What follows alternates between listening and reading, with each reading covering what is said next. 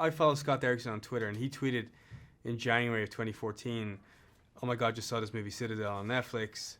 Everyone, let's check it out." Blah blah blah. Right. So I just replied to that tweet and said thanks. So then he started following me and asked me a dozen questions about Citadel and said, you'd be the perfect director for Sinister 2.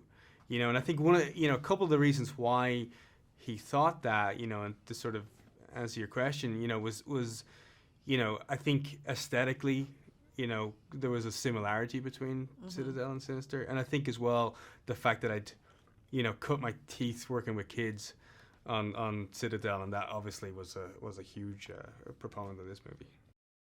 I remember seeing Sinister. Sinister premiered, I think, the day before Citadel at South by Southwest. So that's where I first saw it. And I was a huge horror film fan, but I hadn't seen a horror film come out of the studio system that I enjoyed in such a long time. So I was a fan of it, and so when I read the script, I was a little skeptical that it might be just a rehash, or some sort of like quick cash-in sequel where it's like, the cheaper version of Ethan Hawke, in a house just watching movies.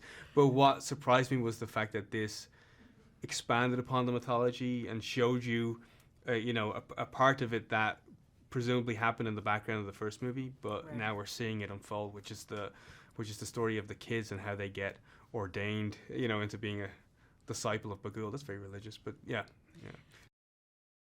There was a lot of laughing on set, because you're working with kids and stuff.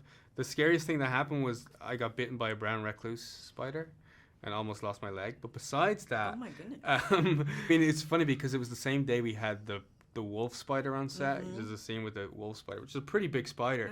And when I assumed it was that had just gotten out, Right. But then somebody showed me, a brown recluse. I was like, it's quite small, so.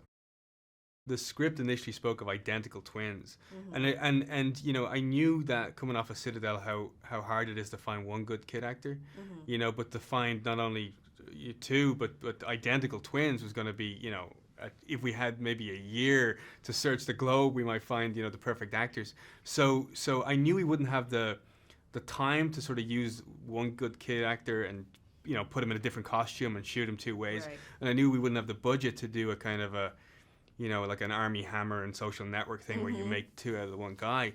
So I said to the guys, like, is there any way you consider just making these brothers and we'll just get two good kid actors? And then, Terry Taylor, a casting director, she found these guys in the first week.